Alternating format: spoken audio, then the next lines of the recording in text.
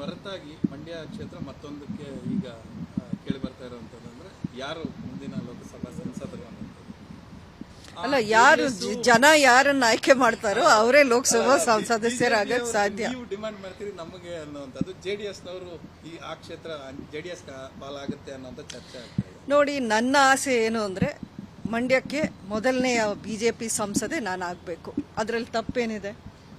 I think ನೀವು 2018 assembly ಎಲೆಕ್ಷನ್ಗೂ ಈ 2023 ನಡೆದಿರೋ assembly ಎಲೆಕ್ಷನಲ್ಲೂ ನೀವು ನಂಬರ್ಸು ಫಿಗರ್ಸು ತಗೊಂಡ್ರೆ ಎಷ್ಟು ಪರ್ಸೆಂಟೇಜ್ ವೋಟ್ ಶೇರ್ ಬಿಜೆಪಿಗೆ ಜಾಸ್ತಿ ಆಗಿದೆ ಇವತ್ತಿನ ದಿನ ಅನ್ನೋದನ್ನ ನೀವು ನೋಡ್ಬೋದು. ಅಫ್ಕೋರ್ಸ್ ಅಸೆಂಬ್ಲಿ ಎಲೆಕ್ಷನ್ ಬೇರೆ ಬೇರೆ ಇಶ್ಯೂಸ್ ಮೇಲೆ ಫೈಟ್ ಆಗಿತ್ತು, ಬಟ್ ಪಾರ್ಲಿಮೆಂಟ್ ಎಲೆಕ್ಷನ್ ಅಂತ ಬಂದಾಗ ಜನನೂ ಅದನ್ನು ಬೇರೆ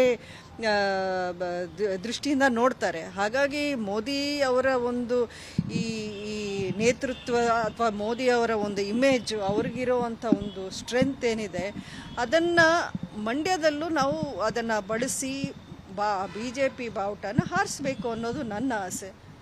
ಸೊ ಖಂಡಿತ ಐ ಬಿಲೀವ್ ದಟ್ ಬಿಜೆಪಿ ಆ ಸೀಟ್ನ ಉಳಿಸ್ಕೊಳ್ತಾರೆ. ಅಲ್ಲಿ ಬಿಜೆಪಿನ ಅವರು ಒಂದು ಫಸ್ಟ್ ಅಕೌಂಟ್ ಓಪನ್ ಮಾಡ್ತಾರೆ ಆಸ್ ಎನ್ MP ಅಂತ ನನ್ನ ನಂಬಿಕೆ. ಇನ್ನೊಂದು ಮೇಡಮ್, ಅಂದ್ರೆ ಬೆಂಗಳೂರಿಗೆ ಬರ್ತಾರೆ ಸುಮಲತಾ ಅವರು, ನಾರ್ತ್ ಇಂದ ಕಂಟೆಸ್ಟ್ ಮಾಡ್ತಾರೆ ಅನ್ನೋಂಥದ್ದು ಕೂಡ ಇದೆಲ್ಲ ಬರೀ ಮೀಡಿಯಾಲಿ, ಸೋಷಿಯಲ್ ಮೀಡಿಯಾಲಿ ಬರ್ತಿದೆ ಹೊರತು ನಾನು ಯಾರನ್ನು ಆ ರೀತಿ ಕೇಳಿಲ್ಲ. ನನ್ನಲ್ಲೂ ಯಾರು ಈ ಮಾತನ್ನ ಚರ್ಚೆ ಮಾಡಿಲ್ಲ, ಅದು ನಿಜ. ಯಾಕಂದ್ರೆ ಮೈತ್ರಿ ಪಕ್ಷದ ಪಾಲಾಗುತ್ತೆ, ಹಾಗಾಗಿ ಅವರ ಆಯ್ಕೆ ಇಲ್ಲಿರುತ್ತೆ. ಅಲ್ಲ, ಈ ರೂಮರ್ಸ್ ಸ್ಪೆಕ್ಯುಲೇಷನ್ಸ್ಗೆ ದೇರ್ ಇಸ್ ನೋ ಎಂಡ್. ಪ್ರತಿಯೊಂದಕ್ಕೂ ಇದನ್ನು ನಾನು 2 ವರ್ಷಗಳಿಂದ ನಾನು ಸ್ಪಷ್ಟನೆ ಕೊಡ್ತಾ ಬಂದಿದ್ದೀನಿ. ನನಗೆ ಆ ಇಂಟ್ರೆಸ್ಟ್ ಇಲ್ಲ ಅಂತ ಕ್ಲಿಯರ್ಲಿ ನಾನು ಹೇಳಿದ್ದೀನಿ. Only Mandya concentration. ಹೌದು ಮೇಡಮ್, ಇದನ್ನು ಹೊರತಾಗಿ ಮಂಡ್ಯ ಕ್ಷೇತ್ರ ಮತ್ತೊಂದಕ್ಕೆ ಈಗ ಕೇಳಿ ಬರ್ತಾ ಇರುವಂತಂದ್ರೆ ಯಾರು ಮುಂದಿನ ಲೋಕಸಭಾ ಸಂಸದರು?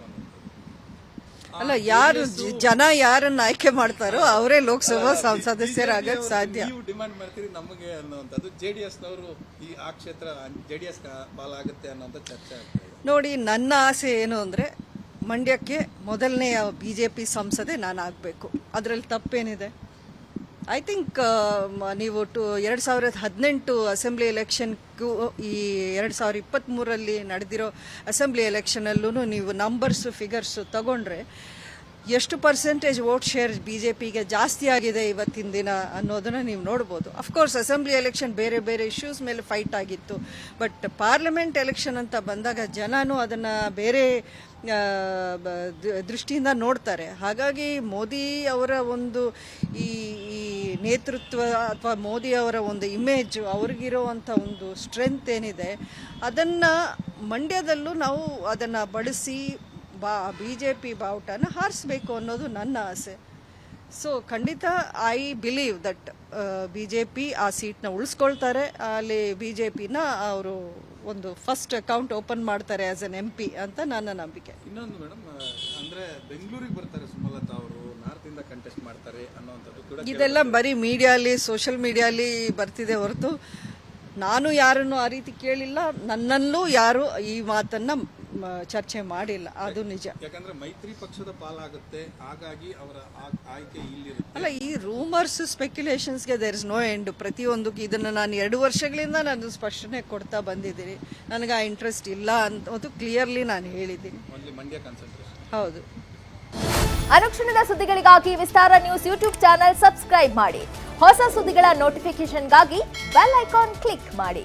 ಲೇಟೆಸ್ಟ್ ಅಪ್ಡೇಟ್ಸ್ಗಾಗಿ www.vistaranews.com ವೆಬ್ಸೈಟ್ಗೆ ವಿಸಿಟ್ ಮಾಡಿ. ಅಂಗೈಯಲ್ಲೇ ಜಗತ್ತಿನ ಸುದ್ದಿ ತಿಳಿಯಲು ವಿಸ್ತಾರ ನ್ಯೂಸ್ ಕನ್ನಡ ಆಪ್ ಡೌನ್ಲೋಡ್ ಮಾಡಿ.